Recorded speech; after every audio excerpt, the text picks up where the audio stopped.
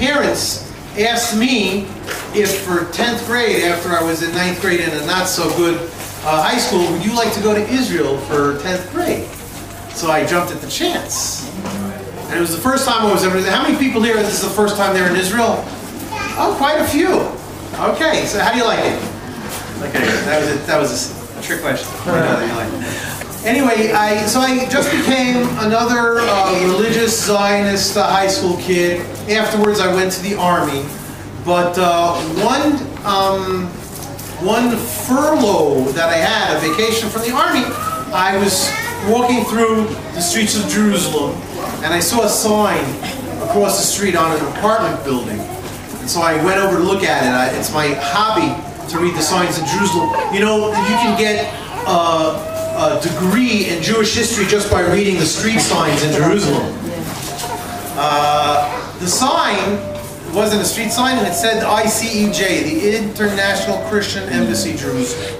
Some of you might have heard of this. I hadn't heard of it at the time, but I said, well, what's going on here? Christian, Jerusalem, what's going on over here? And it was in the middle of a Jewish neighborhood. I walked in, little by little. The door was open a crack. I picked up a few brochures. Oh, can I help you? No, I'm just looking. Thank you very much. But I discovered that there's such a thing as pro-Israel Christians, or philo-Semitic Christians, Christians who love Jews. Now, I hadn't understood this. Thank God I don't really remember, and maybe I never really had any anti-Semitic attacks on me when I was a child. But it didn't really have to happen to me. It happened so often in Jewish history that it was a part of my psyche. Even had I not been a highly identifying Jew, that's what we understand. That it's the Jews are here and everybody else is on the other side. In fact, that is what the word Ivri means. Hebrew really means the other side. Now, on the other hand, here was this organization that was saying, "Hey, we're Christians. We love Jews and we love Israel. We want to have friendship with you and support you." So one of the days that I was not absent for in kindergarten was that if somebody extends their hand to you in friendship, then you grasp that hand and return that friendship. So even though I might have been absent today, that they said you got to hate anybody who's not a Jew. So maybe it was just the right time for me to start looking into this.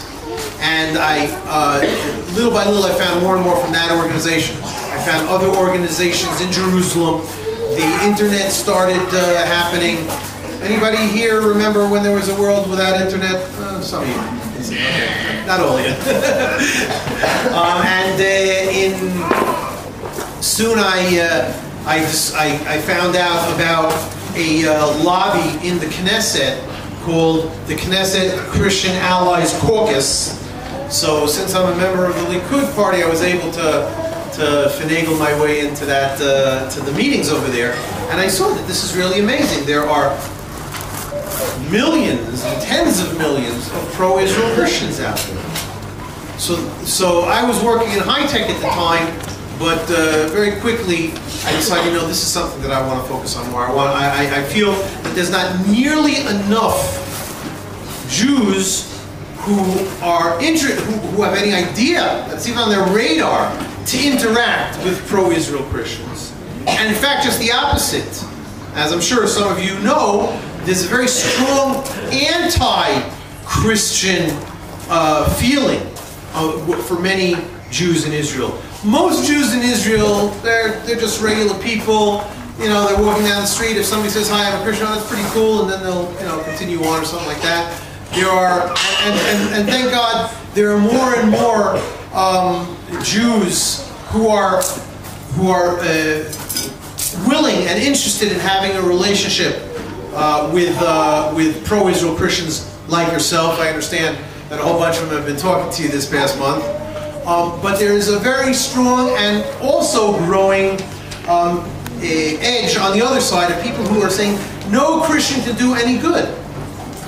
So I happen to actually live in a community that is one of the strongholds of that feeling. I didn't know that when I moved there. But this is something that we can actually say perhaps is one of the things that God is most interested in today. Because the thing, as some of you might recall or might believe also, the thing that is most important is the thing that is hardest to do. And that's why it seems to me to create these relationships, to engage with pro-Israel Christians. My goal, and now I'll come to what I've been doing recently, is to express and to present the beautiful ideals and thoughts that I was so lucky to learn about and to internalize in my life. And little by little I'm finding out that there are many, many Christians who are interested in that, for whatever reason. If it's because they want to understand what was life for Jesus. Makes a lot of sense. They love Jesus, they follow Jesus. Well, who is this Jesus? He was a Jew who lived in the land of Israel.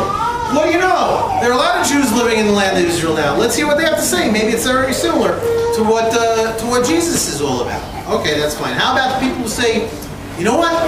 I love you, and for me, that doesn't mean I want to change you. It means I want to learn more about you. I think that also makes a lot of sense.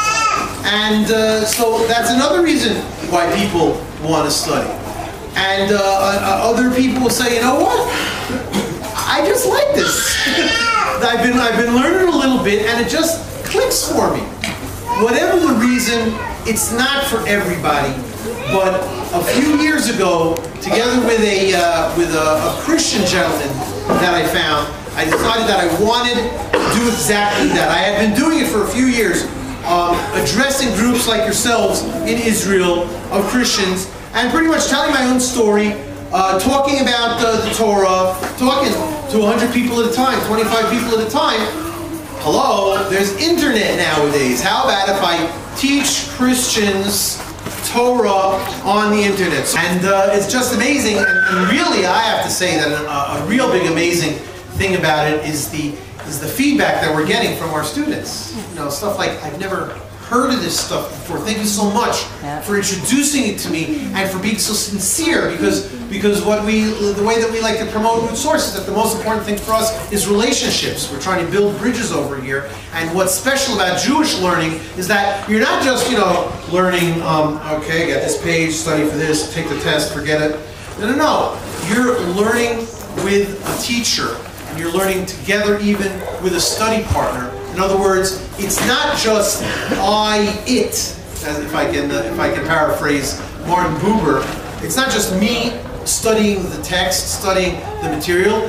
It's thou, me engaging with somebody else with the text, with the Torah being a bridge. Wow. So that is root source. I've got some cards here, and I'll be very happy to give you guys the cards.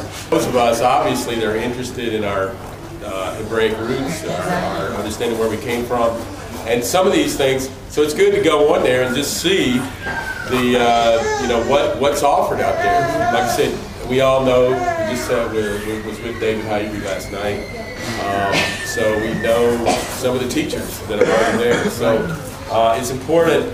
At some point, we have to get over the relational, uncomfortable place that we have with our Jewish brothers who are becoming more like brothers to us, because we're finding ourselves in the same battle. We're finding ourselves with the same enemies. Isn't that amazing? Yeah. We used to be enemies of each other, and unfortunately we were their enemy more than they were our enemy. And but now we both have common enemy. So we need to get strong with each other and understanding where we're coming from. So I think this is an amazing thing. Yeah. By the way, this is according to the prophecy, which we're in the prophecy. We really like this prophecy is what motivates us. This is a for-profit organization. A for-profit. yeah, absolutely. And so the prophecy is that the Jews will be a light to the nations. Amen. And they're going to be they're going to bring understanding to and I'm going to say it, they're going to bring understanding to the Messianic age. And so we need to grab hold. We've been, because of replacement theology, it's been hidden from us, the secrets, a lot of the secrets. And what Gidon is saying up here is that there are many things that we've missed. He's not saying that Christianity is a wrong path for us. And our belief that Yeshua is the Messiah is a very important role for us to be in at this moment. But we need clarity. We need clarity in understanding what it means to be who we are. And you guys are just sharing the gospel with us. It's amazing. You know, it says, "For out of Zion shall come the word, and the Torah from Jerusalem." And I was saying, Root Source is possibly the first time in 2,000 years that Orthodox Jews in Israel are teaching Christians. Oh, thank God. That is great. Wow. This is weird. This is really weird. We're living in very weird times. That's great. And we're not here, as some Christians are saying, Tommy, you're just bringing people up here so that they're going to be, you're bringing them to Judaism, or they're going to lose their faith. No, we're going to be solid, more solid in our faith because we're here. Amen. And this is why Gidon is a good friend, and he's here to encourage us in our faith and understand our faith better. So it's good.